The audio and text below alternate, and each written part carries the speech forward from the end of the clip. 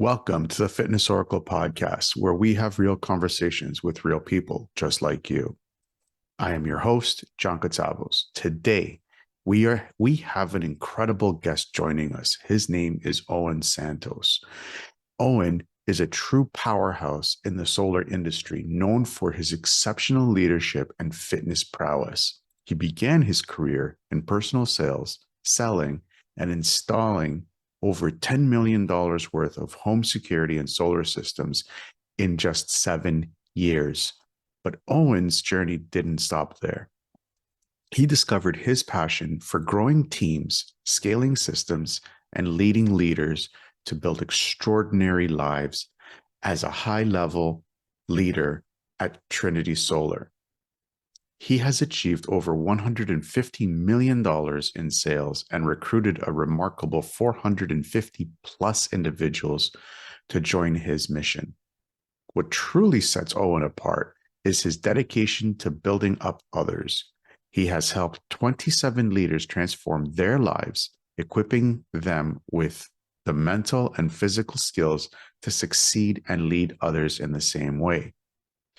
Beyond his professional achievements, Owen is a proud husband and father, embodying the importance of balance and well-being in all aspects of his life. Throughout this podcast, we delve into a range of inspiring topics with Owen, including overcoming obstacles, fitness strategies, effective implementation, building confidence, and leading a low-stress life. Are you ready to take your life to the next level? Join the Fitness Oracle podcast today. Subscribe to the newsletter and gain exclusive access to exciting perks. You'll be the first to know about our new episodes and receive early access before they're released to the public. But wait, there's more. As a subscriber, you'll also have the opportunity for a one-on-one phone call with me where we'll discuss fitness and lifestyle goals and how we can help you achieve them. Plus, you'll receive free access to our thriving private community where we hold engaging discussions about the episodes and how you're applying the lessons to your life. Together, we're embarking on a journey towards a healthier, happier you. Join the Fitness Oracle podcast today and let's unlock your true potential.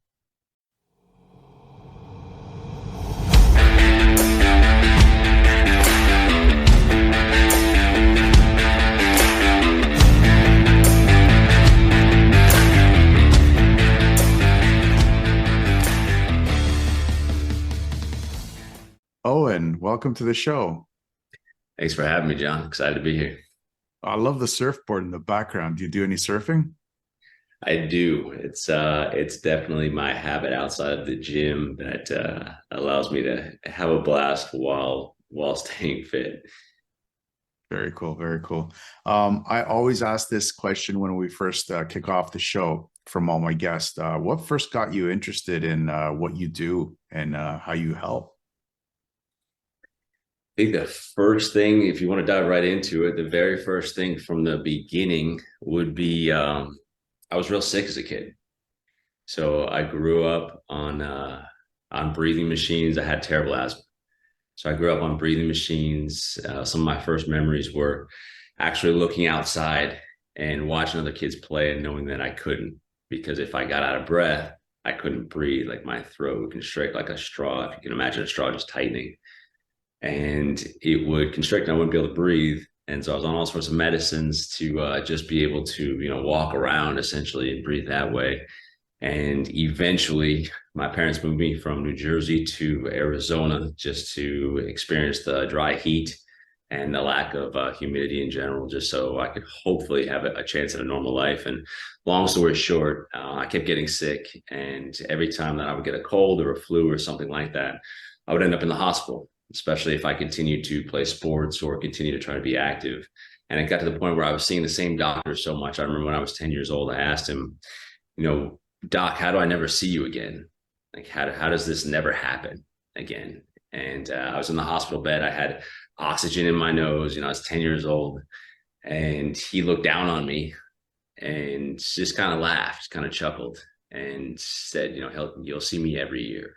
I'll be a permanent fixture in your life, essentially. And he looked down on me, as I felt like he was looking down on me, not just, verbally, but also just from a view of like, you don't know what you're talking about. You don't know how sick you are, and you don't know the kind of life you're about to live. And I remember just kind of shaking with rage. And he said, the only way you'll never see me again is if you never get sick again. And from that point on, I was 10. And from that point on, I just started to dive deep into everything that I could possibly figure out about fitness and health and nutrition and wellness.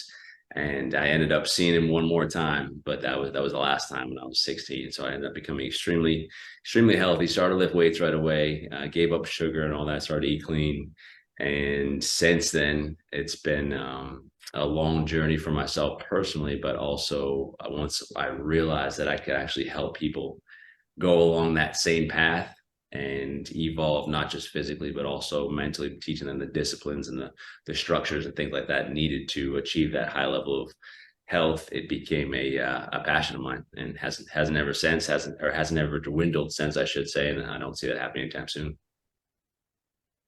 That's crazy. You gave up sugar. That is like the hardest thing for a human being to give up because it's so addictive. I think they said sugar is more addictive than cocaine itself. I've heard that as well. How did you do that? Like I have a hard time giving up sugar.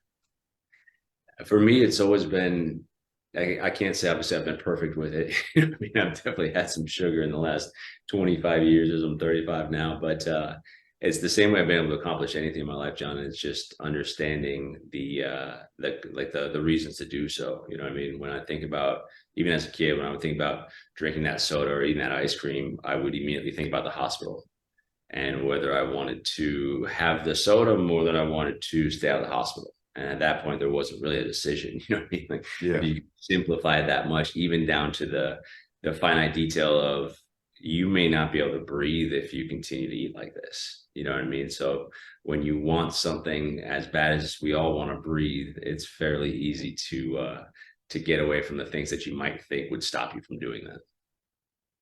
have there ever been any moments where you said, ah, screw it, I'm just gonna do whatever I need to do anymore. I'm just gonna live my life and not have to worry about any of that stuff. And again, Absolutely. Yeah, I've definitely had lapses in judgment, especially in college, like with alcohol and things like that. You know what I mean?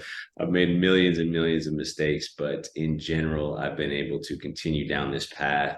And the times I have strayed from it, I'm reminded pretty quickly of, why I got into this in the first place. And I've had a few scares when I've gotten sick over the last 25 years, because I have been sick a few times, but a few scares with the asthma coming back. So I am consistently reminded of that, and I'm able to continue that perspective, or keep that in perspective, I should say, as much as I possibly can. It's been transformative for me every single day. You know, I mean, I'm reminded of that stuff every single day, and I think that ability to have that high level perspective is powerful, not just for me, but for anybody that can have it around anything that they actually want to go get. very cool. You help people get out of ruts, and it's a very difficult place for excuse me, it's a very difficult place for a human being to be in when they're in the thick of it. What are some of the steps that you help people to get out of them? Because like I said, like, it's when you're in it, it's so tough to get out of. There's so many different kinds of ruts, right? So the idea of starting with fitness and being able to lean into the body to get into the mind, and the concept of understanding that we're not really going to think ourselves into a new way of acting. It doesn't happen very often, but we are able to consistently act ourselves into a new way of thinking, right? So personally, I've been able to get out of ruts just by remembering what it is that I want, why I want it, and what it'll feel like when I get it. And helping people that I've coached throughout the last 10 years to also get out of ruts. It really starts with that, right? You can start just by moving. That's going to help you right off the bat. But then really understanding what the person wants that is in the rut in the first place. Like, if you're down here, I understand, but what are you after? what is it that would make you not down here anymore, and why do you want that thing? And then what's in the way? But like what's essentially the path from where you're at now to where you want to be, or who you are now to who you want to be.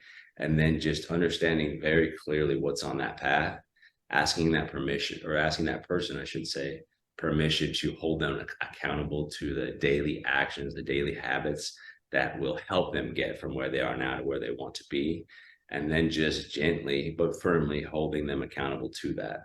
And you have to be ready, of course, to get out of a rut. You have to want to get out of that rut more than you don't want to, and you have to be very clear on why you're doing it. You have to have big reasons. I think that I've always had a scale in my head with myself and with people that I, which is, if you have, call it reasons, call it, finding your why, call it noble causes, which I prefer to call it noble causes. But when you can identify those things, they can push towards almost anything. And if you think about it, it's really the way, think about like the Hollywood structures their movies, right?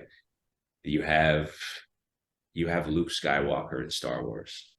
And if you didn't know his cause, finding out who his father was, finding out if he could actually accomplish what he was after, finding out if he could tap into the Force the way that he was chasing it, and actually master that, if it was all real, if you didn't know his cause from really the beginning, we wouldn't be able to identify with that and follow along in that movie, and we wouldn't be such big fans of it. I think about Wallace and Braveheart. I think about Achilles and Troy. I think about Rocky, right? Rocky, the common man, his cause was he just wanted to see if he could go 15 rounds. He just wanted to know if he could go the distance. And because his cause was infinitely clear, we followed along and we cheered for him. And it gave us goosebumps when he finally went the distance. And so when somebody's in a rut, identifying what their noble cause is through a series of questions and sit downs and actually caring about the person enough to take the time to do so, and helping them accomplish that, has been the best way that I've seen to get out of a rut. It's, to sum it up simply, identify a noble cause and go chase it. Can life sometimes push you to get you out of that rut and force you to find that noble cause? Because I feel like sometimes, if, let's say we take your finances, for example, right? We hit rock bottom with our finances. You lose 150,000 in a year, and you don't have money to pay the rent. You don't have money to buy food. You don't have money to put the gas in the car. Can something like that push you to find a way out? 100%, if you allow it to, right?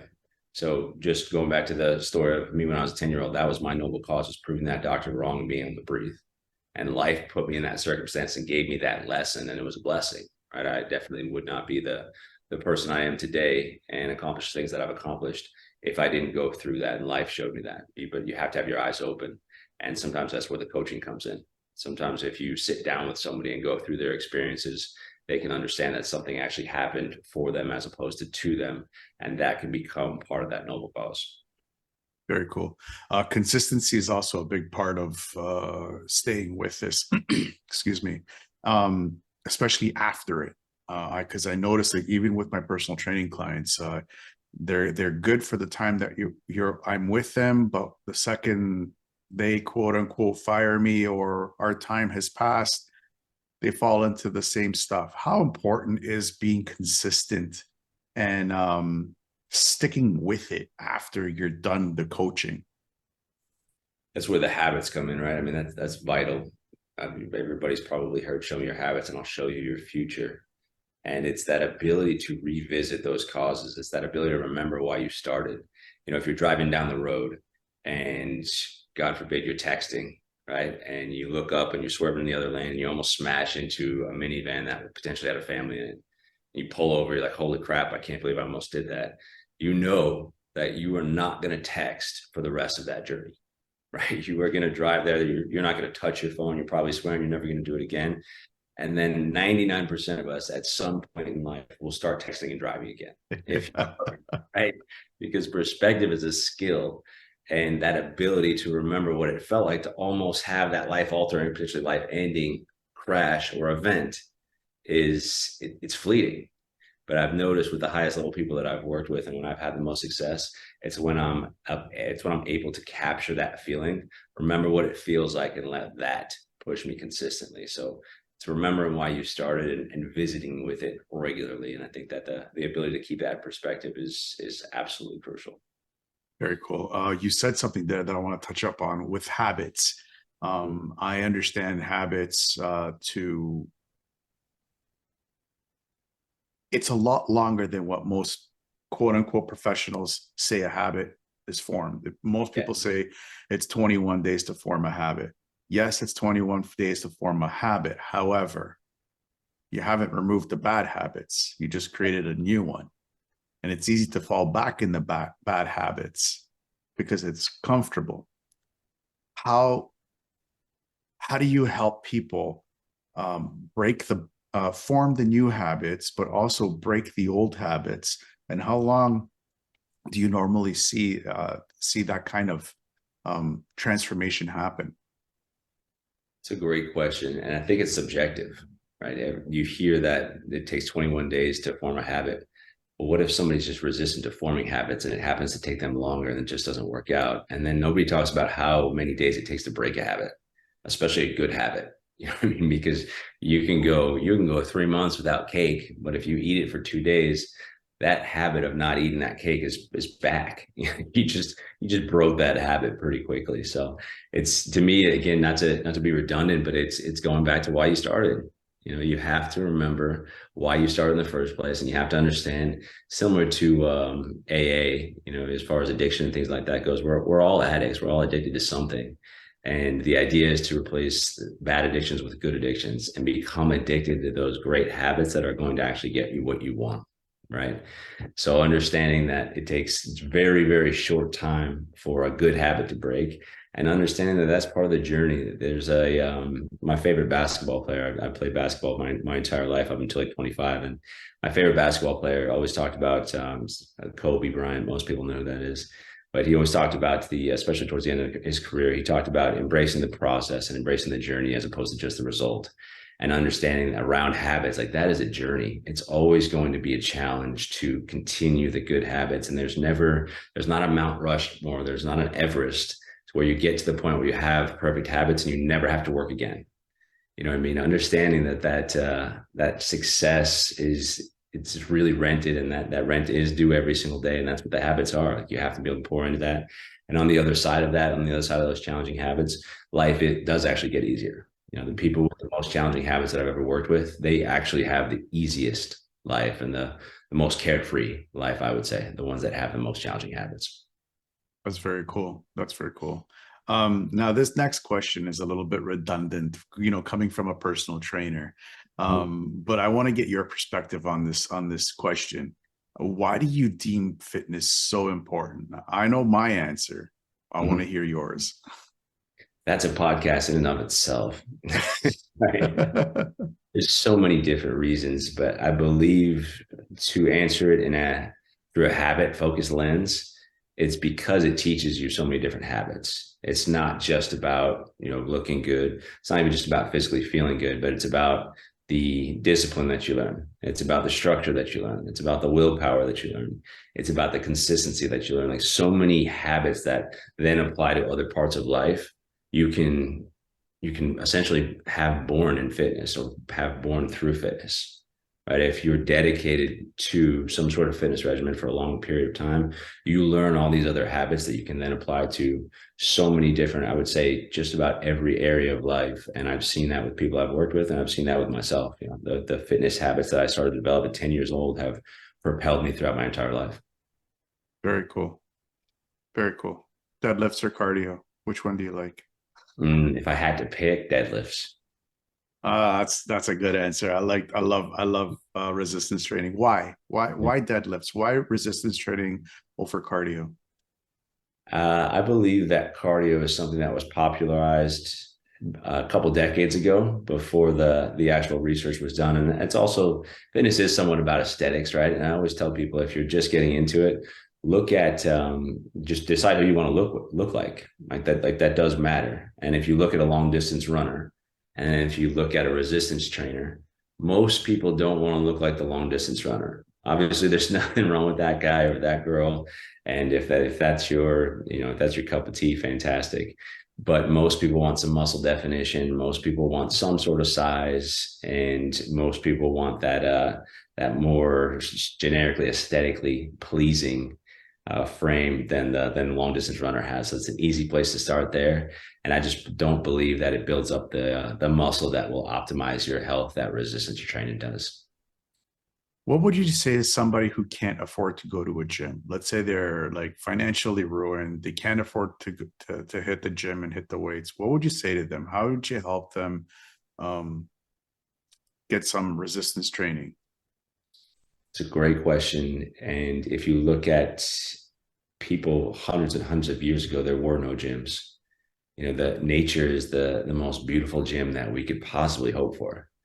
It's especially if, I mean, maybe if you're a competitive bodybuilder and looking to pack on that last 10 pounds of muscle, you need a gym or whatnot. But most people, I think the average person absolutely does not need to go to a gym to 3x, 4x, 10x their level of health that they're at now. And that doesn't mean go outside and do that chronic cardio that I was just bashing on, right? It means you've got plenty of body weight. I was just doing this morning. I did a body weight workout at my home because I like to stay home on Sunday for my family. And I was able to do a body weight workout with no gym, and it feels just as good. There's a million things that we were gifted with because everybody can go outside and everybody has a body. And if you can go outside and if you have a body, then you've got plenty of tools to achieve a very high level of fitness. Again, maybe not the absolute peak level of like bodybuilder type fitness. You do need a gym for that, likely just to target those tiny little muscles that those guys absolutely perfect. But to achieve a really good level of fitness, you've got your body, you've got the outdoors, and you can get it done. So you're a fan of I can never say this word. Yeah. I can't say it. It used to dry me up as well. I am. And again, I don't mean like chronic cardio type calisthenics. I just mean intense short bursts, max amount of push-ups you can do, max amount of sit-ups you can do, sprints. I'm not saying never run, but any sort of intense movement like that gets your heart rate up, that pushes you outside of your comfort zone is going to cause growth. It's interesting because you said sprints and you associated sprints with running because it's two different types of running. Sprints is more of a ballistic form of, I'm going to use this term loosely, cardio. My listeners know I hate that term cardio. Where long distance running is more of a steady paced, slower. So it's a different type of running. Like, for example, if you look at a sprinter's body compared to a marathon runner's body, it's right. Very different. Very different. And again, that sprinter's body is typically what most people want, right? Yeah. Not the marathon runner's body. And I'm a big fan of sprints. I'm a big fan of explosive movements. But yeah, it's that chronic cardio that I definitely recommend against. It just doesn't build the aesthetics that you want. It doesn't build the strength that most people want. And also, having played basketball for a very long time, I know what a lot of running at a decent speed does to your knees, does to your ankles, does to your joints, especially as we get older. I always feel bad for those people when I'm driving to the gym or, just out and about, those people that I see just pounding miles on the road. And they've got like a hitch in their gait because, they're probably on mile 7 and their knee is killing them and they're just trying to push through. And God bless them for having the willpower to do that. I just don't believe it's the most healthy way to get done what they're likely trying to get done. Well, that kind of goes against what like somebody like David Goggins, who runs the ultra marathons and ultra triathlons and all that stuff. He loves that kind of stuff. I'm not saying that he's right. I agree with you because if you look at our bodies mechanically, we are designed for short, long distance walking and short distance sprinting. That's how we're designed to. Mm-hmm. But what would you say to the David Goggins arguments? I would say that David Goggins is an absolute beast of a human, and he is fun to watch. He's fun to listen to. And if you feel like that you are the top 0.1% in the world, then you should do stuff like David Goggins does. And if that makes you happy, knock yourself out. But most of the people that are looking for coaching, most of the people that need help, most of the people that are looking to get out of a rut, I don't think that you should follow David Goggins' format. I don't think that you should follow his training regimen. You know, he's an alien, man. He's a horse of a different color completely. You don't He really is. if you've never played basketball before, you don't look at what Michael Jordan did and start doing that day one, you know. Yeah, yeah, for sure. Um, Kind of like tying everything in a little bit. I want to touch up on implementation because implementation is probably a big sticking point for a lot of people. And it kind of falls into the whole, I'm going to start this program. I'm going to do this. I'm going to do this idea and I'm going to get rich right away. What would you say to, I call them professional starters, and I put myself in this category as well. What would you say to professional starters and how can you help them find an idea because they have tons of ideas and just focus on that idea? How would you help them?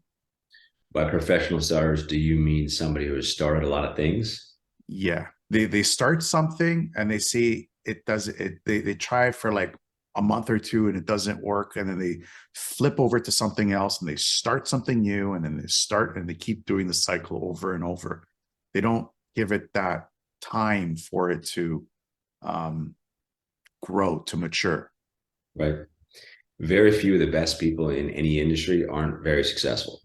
Meaning, if you're the best at whatever you do, you're probably going to achieve and experience some pretty high levels of financial success. Right. And it takes a while to become the best. Nobody's ever become the best overnight. I learned a long time ago that it was the first time that I wanted to make my goal that year was $300,000. I think I was 27 years old. I had a couple good years before.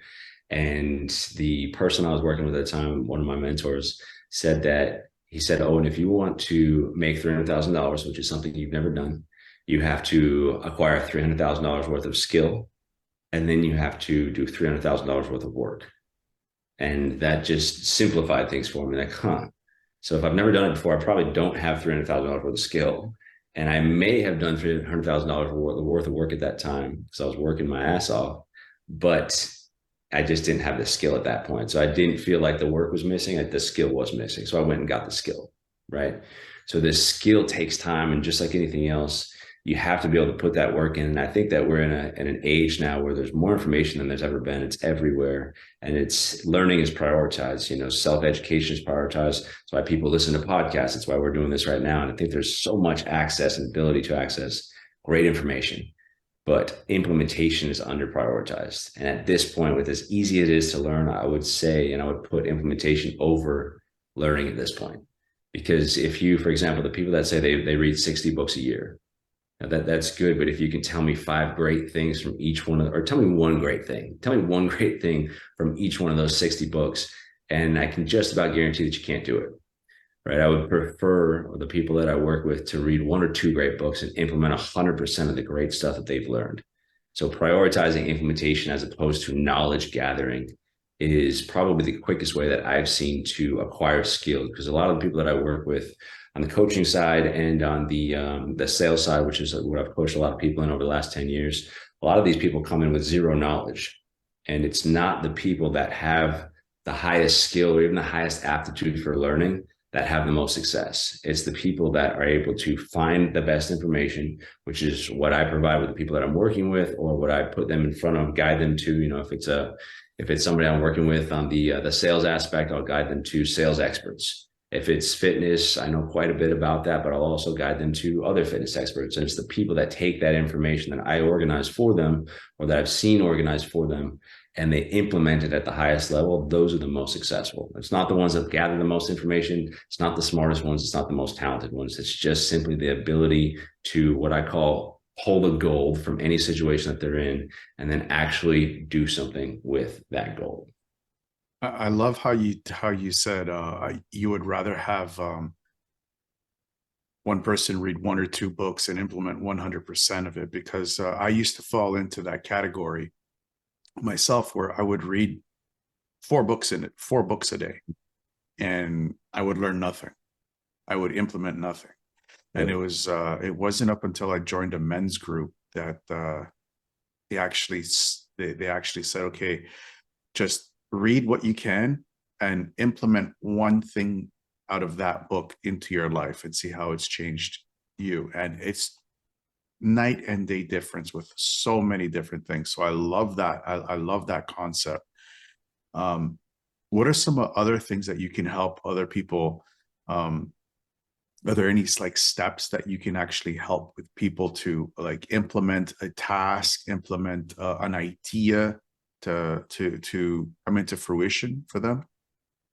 John, before I answer the question, we can't just breeze over that you said you read 4 books a day. How, we have to talk about that for a second. How is that even possible? Are you an absolute speed reader, world's fastest reader? How does that So work? I learned a trick from 4 Hour Work Week from Tim Ferriss, Okay. and it's reading with your finger while Yep. and you only read the first two letters or first two words and last two words of each line, and you're just basically just skimming through the pages. Gotcha. So it's like technically you're getting the gist of the book, but you're not really getting the real context of what the author's trying to share with you. So it's like you're reading, but you're not really absorbing. Right. So now I've changed the whole concept. Instead of reading 50 to 100 pages of a book in a day, I read 10 pages in a day. Right. Yeah, that's the route I would take, man. And I fell into the same bucket that you talked about. I never read 4 books a week or 4 books a day, but there was a time in my life where I was definitely getting through one a week. And you're taught to, or at least I was taught to, get some sort of satisfaction and almost a status for that. I would tell people I read a book a week, and I'm that guy, and it would be a point of pride for me. But again, I realized eventually that I wasn't actually retaining much. Right. So if you want to answer your question, if you want to actually start implementing, you have to be able to, I would start with just the ability to implement one simple concept, which is, in my opinion, where confidence comes from and where the ability to confidently implement comes from, which is just implementing that level of 100% integrity with yourself.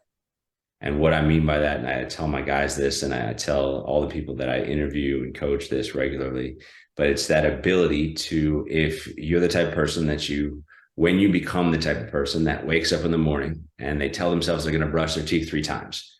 And then if they go to bed that night, it's 10 p.m. and they've only done it twice and they're passing out, even though they didn't tell anybody else, they're passing out. They've only done it twice. They get their ass out of bed and they brush their teeth a 3rd time. Not because they told anybody, not because of anything, but the simple fact that they made that commitment to themselves. So when you start to do that, it builds the confidence that you're able to do what you said you're going to do, right? And it starts to nurture that relationship with yourself and build that reputation with yourself. Because in my opinion, it's all about the ability to implement is about that reputation with yourself.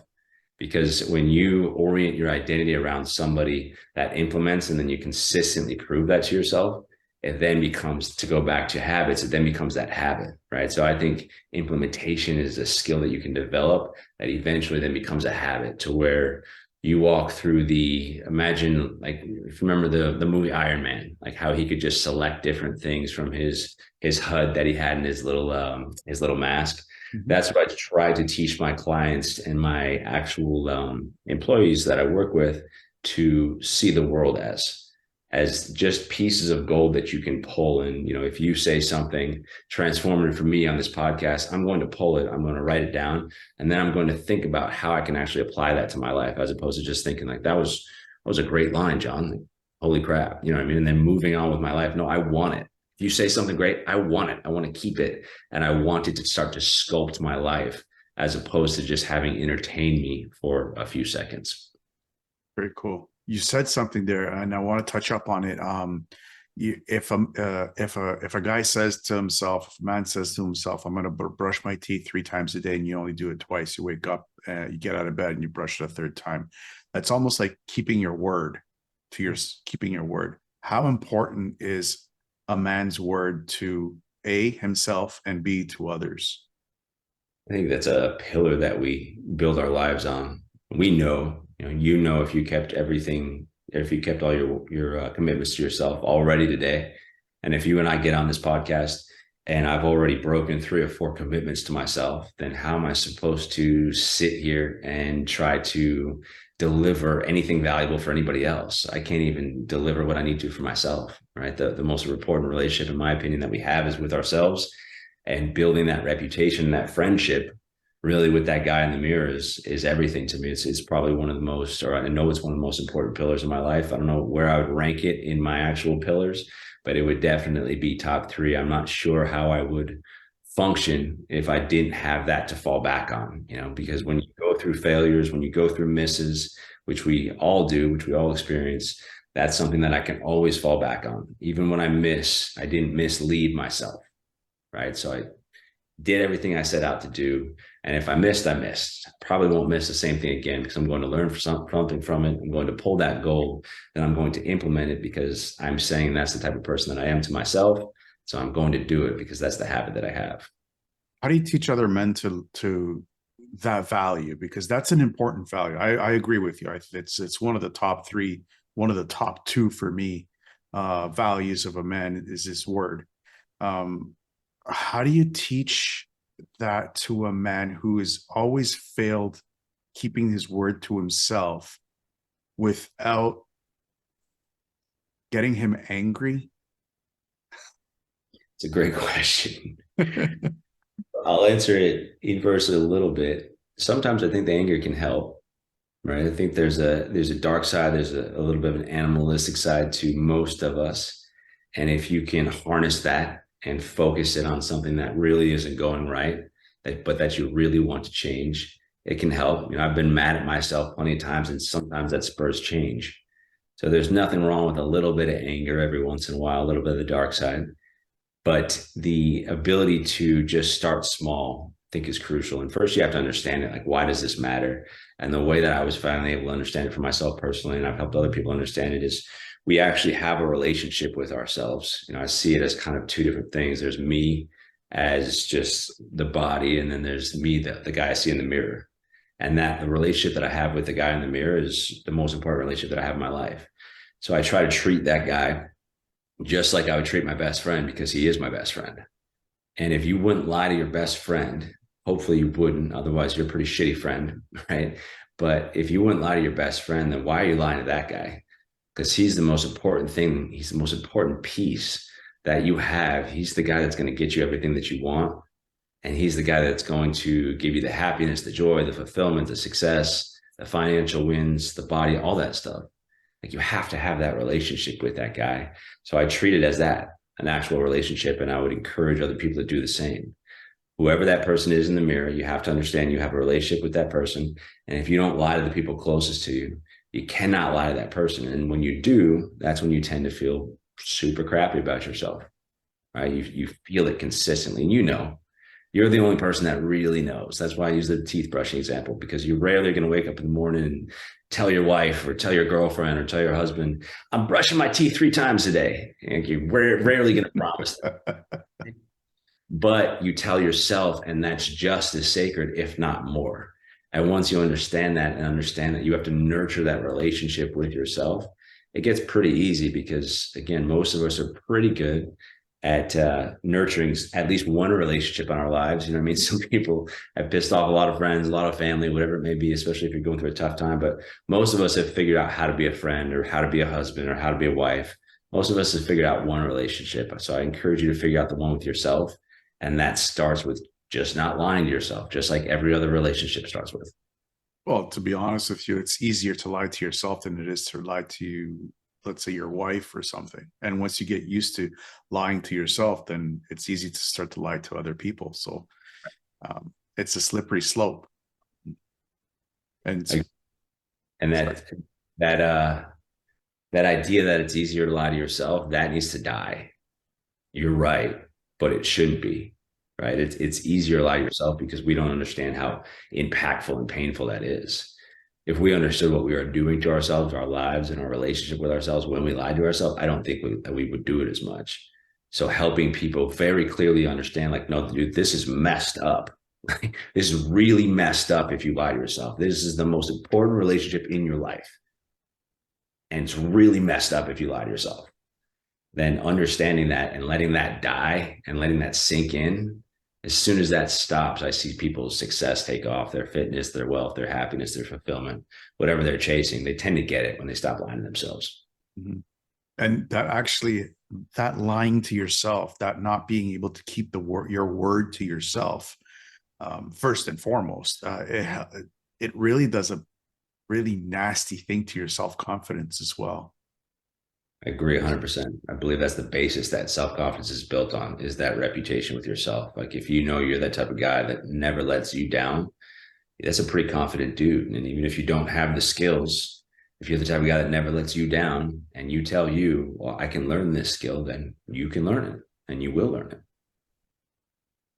Is it a myth that some people are just born with confidence? That's a great question. It's a nurture versus nature conversation, which is again an entire podcast.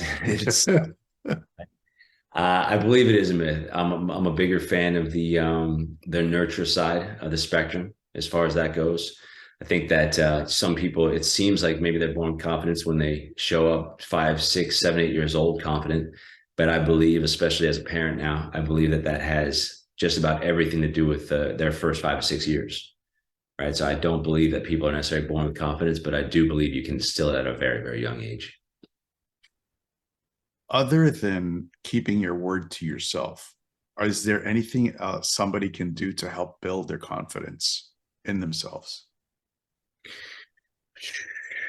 Make it simple. Just going back to implementation, I would say would be step 2. You know, if you have that, if step 1 is keeping your word to yourself and step 2 is implementation, if you think about that, you can learn just about anything, right? If you know you're going to keep your word to yourself and you know that you have the ability to implement the goal that you're exposed to, then you can slowly start to build that evidence, which is going to create the belief and the confidence that you can do just about anything. I've always been a big believer. I've never been really a natural at anything. But through implementation at a young age, I've been able to find success in just about everything I've done. I've been a big believer that if you throw a minnow in a pond full of sharks or in an ocean full of sharks, if he lives long enough, like he can figure out how to swim like the sharks. And as long as you have that ability to implement, I think that people, if you have your word that you're keeping to yourself, if and your confidence is still low, it's probably just because you don't have the skills. And to create the skills, you just have to implement it. To implement, again, you have to keep your word to yourself, and you just have to get exposed and around the knowledge that you need to learn those skills.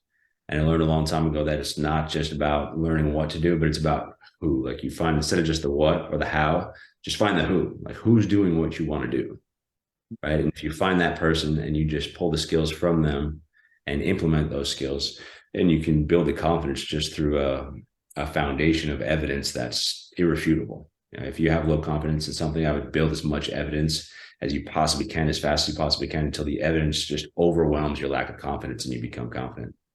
There's another underlying question that I wanted to ask you. How important is the subconscious language patterns that we have that sometimes come out? I'll give you an example. Someone's trying to bring up a new program. They've never done this program before in their life, and it's completely and utterly new, and they don't feel confident enough to charge for it. And they'll say, you know what, I don't know how much I should charge because it's not something that I've done before.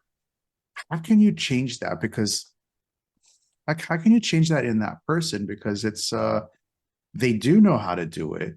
They've done it in the past 3, 4, 5 years. They've been doing it for themselves, but they haven't taught it to somebody. So how can you help somebody like that? I think the ability to do something versus the ability to teach and train is slightly different, right? There's a lot of people that are good at things, but not everybody can teach and train it. But if you have the body of evidence to support that you're good at it, then you just have to jump at a certain point. You know, you have to create enough evidence to where it overwhelms your insecurities around doing the thing. And you have to ask yourself, like, at what point have I built enough evidence to where it's absolutely irrefutable that I can do this at a high level? And at that point, there's no magic sauce. You know what I mean? You have the evidence, you have to jump. You just have to jump at that point, and you can't be afraid of that failure.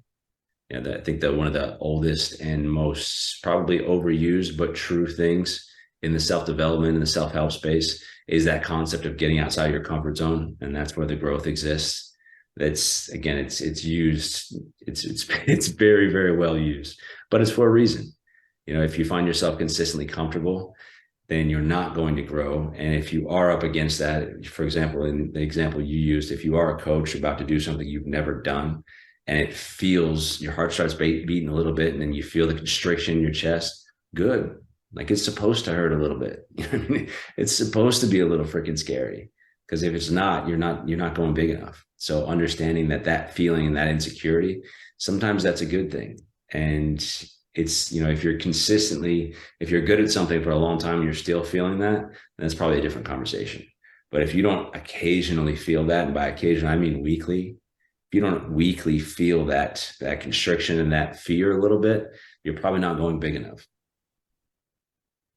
That kind of contradicts to the next section that we're going to be talking about, because it's we're going to be talking about like leading a low stress life. How can you be leading a low stress life when you're always in that constant little bit of fear every single week?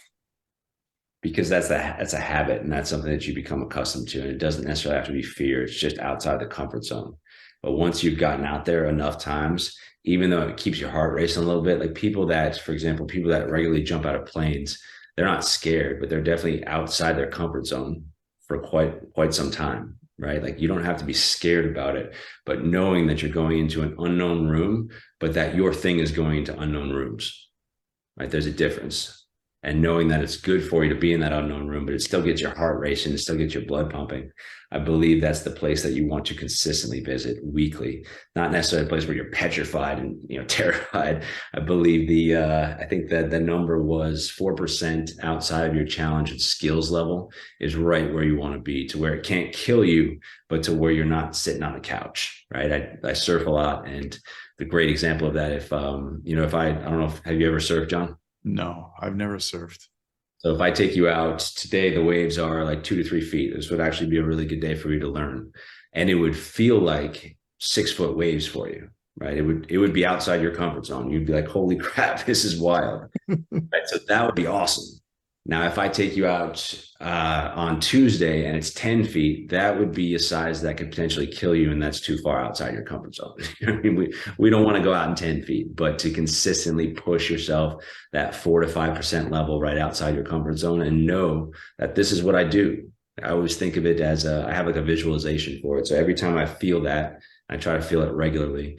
Every time I feel that, as opposed to, because as men, as women, we've all felt that, where we know we could either lean in or lean out. And we also know that when we lean in, especially when it goes well, there's not really many better feelings than that. And when we lean out, that's usually when we start lying to ourselves, like, oh, that wasn't the right thing to do anyway. And like, we just make excuses for it. So I've developed this visualization for it, that when I feel that feeling, I'm able to identify it, which most of us are, but I just think of a bull and a matador. And I just think of that feeling as like the red thing.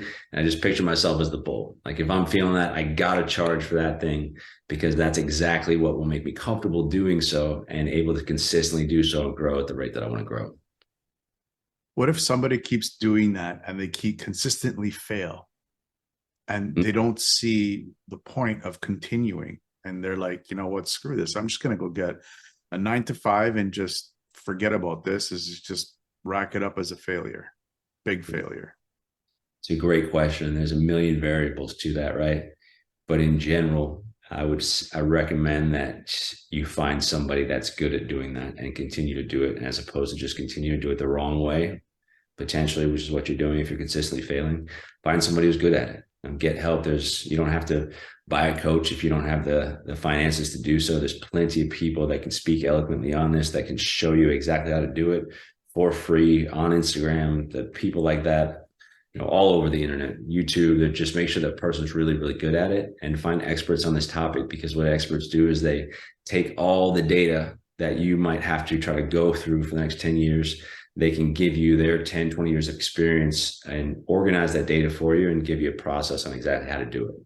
So if you're consistently doing it, one, great job, because Not many people have the courage to do that. So kudos to you. Don't give up.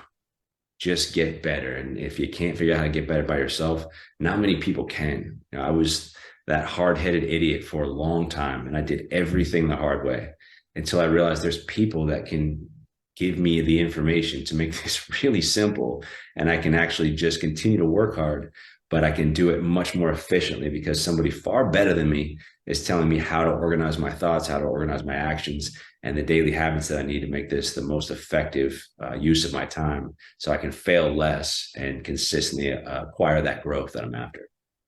I love that because I'm that hard head that keeps just bashing his head up against the wall. Sure. I still am sometimes. I still am sometimes. But that wall's getting really red. Yeah, so is your head typically. We're coming up close to the end of the show. And these are the 7 or 8 questions that I ask all my guests. And I'd just like to get your perspective on these 7 or 8 topics. Oh. With the increase in people suffering from depression from the constant uncertainty that we've been living through for the last 2 to 3 years, what would be the one thing that you could tell them to keep their hopes up? The one thing I could tell them to keep their hopes up, or the one thing I would recommend that they do? Keep their hopes up. And as a bonus, one thing that they can do. To keep their hopes up, I would just leverage the resiliency of the human race. We're going to figure this stuff out.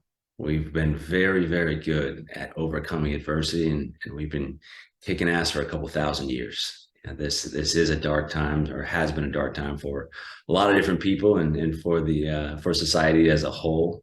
But when I think about stuff like that, I always leverage, again, just history, just evidence, right? The body of evidence that we have that suggests that humans and that the different countries that we live in are going to make it and going to be just fine is overwhelming, in my opinion. And then the one thing to do, if you're that individual, if you're suffering from that depression, from that anxiety, I'll package it into 2 things. It's just the simplest possible way to explain it, right? Just move and eat good, move and eat whole foods, and just get outside. Try that for a couple weeks, and just, you can't tell me at that point that you don't feel better than you did before. It's not an end all, cure all, be all. There's a million different things that, or a million different situations or variables to those situations, I should say, that people are going through. But if you're not doing that, adding that, in my opinion, adding that to your day will help every single human being that isn't doing it. Very cool. What's the one thing that you do daily that amplifies your ability to stay focused? Meditation. It's the very first thing that I do. I train my body a lot, but the first thing I do when I wake up, I drink 30 ounces of water, and then it's straight to meditation before I do anything else. And it gives me most of my best ideas. It's funny, in the 15 to 20 minutes that I meditate every single day, I'll typically have more great ideas then than I will throughout the entire day. That's when most of my best stuff comes. If you could pick up the phone right now and call yourself at 20 years old, what would you tell yourself? That's an awesome question.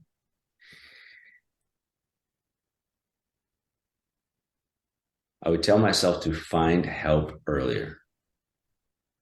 I don't regret any of the experience that I went through. They all made me who I am today, but it didn't have to be, because obviously we didn't get into my 20s, which we don't want to, but it didn't have to be as hard as it was, right? Back to the hard-headed thing, to find somebody that has what you want, that can do what you want to do, and work with them.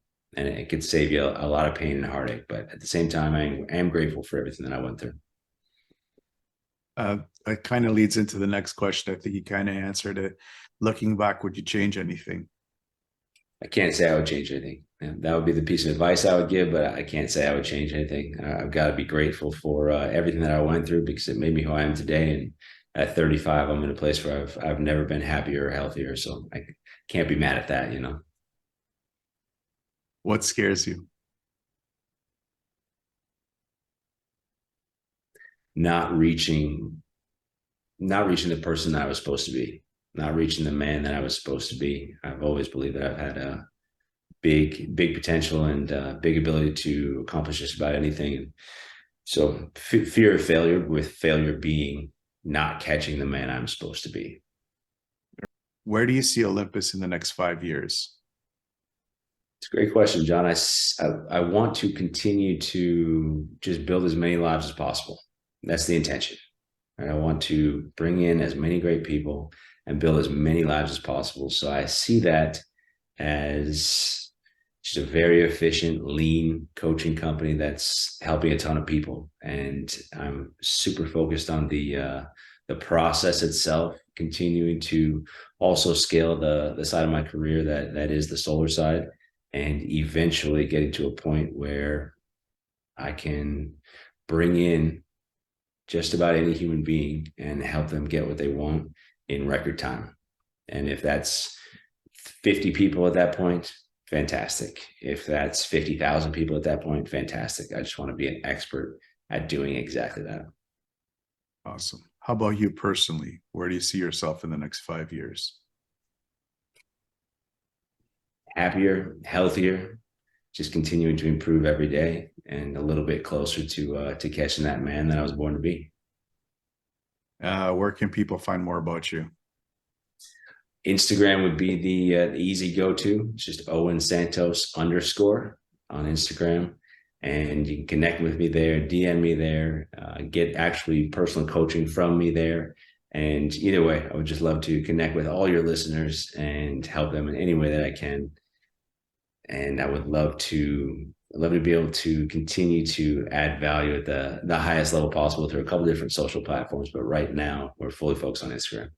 Awesome. And I'll put the link for all my listeners and all my viewers to get a hold of you there with the show in the show notes. So it's easy access to you. Awesome. I appreciate that, John. Any final thoughts? I'm grateful to be here. I'm grateful for the opportunity. You're one of the easiest podcast hosts to speak to that I've had the pleasure of doing so yet. So hope to be back on soon, and I appreciate the opportunity, John. Well, thank you for coming on. I'm so grateful that you came on too. It's really good to bring on somebody that has a business aspect to this and a very business mind to this, because a lot of my listeners, they're in that rut and they don't know how to get out of it, right? And that's and for you to come on and talk about, like, you know, how to build the self-confidence when all this stuff, it's really helpful for them. So thank you so much. Thank you for your wisdom, and thank you for coming on the show. It was really great. I'm really grateful for you to have you here. Anytime, John. I'll leave you and your listeners with my favorite quote from Matthew McConaughey, which is, especially if you're in a rut, just start with something as simple as being cool to your future self. Just do something that is cool to your future self and consistently do those things, and watch how it eventually moves your life in the direction that you want, and hopefully helps you get everything that you want out of it. Awesome. It would be even cooler if you could do it in Matthew McConaughey's voice. Man, I could try. Let's see. What does he say? He says, man, be cool to your future self. That's my best impression. That's awesome. Going through hard times is just a test. What you need to know is that when you get out of whatever you're going through, you will be stronger than ever before, and you don't need to go through it alone. Always know that you are not alone. Stay tuned for more real people with amazing stories that are just like yours. Until then, to everyone out there listening, I wish you a good morning, good afternoon, or good night, wherever you may be in this crazy world. Hey guys, John from Resilient Reboot Productions and the Fitness Oracle. I just wanted to thank you for watching this episode, and I really do hope that you enjoyed it. Please don't forget to subscribe, hit that bell, and share this episode if you are watching this on YouTube or on Rumble. If you are listening to this on iTunes, Spotify, Google Podcasts, Breaker FM, or whatever streaming service that you may be using, please give us a 5-star rating and a positive review, as it will help us reach out to more people that are suffering from mental health issues. Now, if you haven't done so already, I am offering access to a free weekly newsletter that we send out every Sunday, and it's jam-packed with podcasting tips and health and wellness tips to keep you balanced in the podcasting and content creating space. So if you haven't done so already, sign up to this free newsletter. It's totally free, and it also gives you access to the Fitness Oracle private community in Mighty Networks, where we talk about this episode. We talk about how to implement, how you have implemented these lessons that you've picked up in your life and how it's impacted your life. And we are working on a lot of great other um, programs and support systems for you guys to be able to access. So if you haven't done so already, sign up to the newsletter, and I'll see you guys on the inside.